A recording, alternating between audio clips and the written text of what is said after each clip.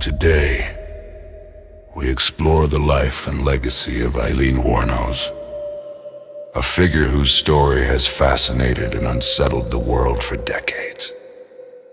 More than 20 years after her death, Netflix's documentary, Aileen, Queen of the Serial Killers, revisits her life, offering rare insights into the experiences that shaped her. Aileen Lee Carol Wuornos was born on February 29, 1956 in Rochester, Michigan. Her early life was marked by tragedy and confusion. Her father, convicted of child molestation, took his own life in prison. Shortly after, her mother abandoned her and her older brother, leaving them in the care of their grandparents. Childhood friends would later describe Wuornos' grandfather as abusive and her grandmother struggled with alcoholism. By the age of 11, Aileen began exchanging sexual favors for money, beer, and cigarettes, a desperate attempt to survive. At just 14, Aileen gave birth to her only child, a son who was placed for adoption. Soon after, she was kicked out of her home. She spent her teenage years living in the woods, traveling across the country, hitchhiking, and assuming multiple aliases, constantly trying to find a place where she could survive. By the early 1980s, after her brother's death from cancer, Wuornos moved to Florida and began working as a sex worker. Her life was punctuated by frequent run-ins with the law. Her criminal record included arrests for illegal possession of a firearm, forgery, assault, and robbery. Law enforcement often described her as erratic, volatile, and difficult to manage. In 1986, Wuornos met Tyria Moore at a bar in Daytona Beach, Florida. The two women began an intense romantic relationship that lasted until shortly before Wuornos' final arrest in 1991 together.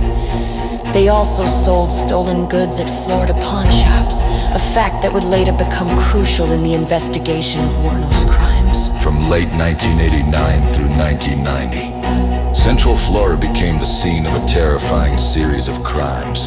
7 middle-aged men lost their lives under shocking circumstances. Each victim was robbed and shot, and in several cases, their cars were stolen. The first known victim, Richard Mallory, a 51-year-old shop owner, picked up a prostitute along Interstate 75. He was later found dead, multiple gunshot wounds to the chest. David Spears, a 43-year-old construction worker, was discovered in Citrus County, shot 6 times. Charles Karskeden, a 40-year-old part-time rodeo worker, suffered 9 gunshot wounds to the chest and stomach. Other victims included Troy Burris, a 50-year-old salesman, Charles Dick Humphreys, a retired Air Force major and child abuse investigator, Peter CM, 65, whose body was never recovered, and Walter Antonio, 62, found shot in a remote area of Dixie County. The crimes were calculated, cold, and deeply shocking to the communities affected. Police traced evidence back to Wuornos, often through stolen items pawned or hidden under aliases. A camera from Mallory's car, for example, was found in a rented warehouse unit that Wuornos had accessed. Tyria Moore, initially her partner, eventually moved away from Florida and cooperated with police to help elicit Wuornos' confession. In January 1991, Aileen Wuornos was arrested. Over the course of her trial, she confessed to the killings, and by 1992, she was sentenced to death for 6 of the murders. She would spend the remaining years of her life on death row, executed in October 2002 at the age of 46. Wuornos' life has been the subject of countless books, films, and documentaries, including the 2003 Oscar-winning film Monster, starring Charlize Theron, and the 2025 Netflix documentary, Queen of the Serial Killers.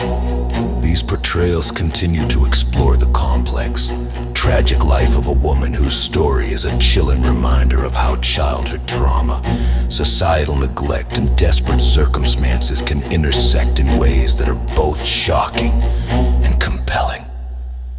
This is the story of Aileen Wuornos, a life defined by hardship, survival, and the dark, complicated choices that would ultimately seal her fate.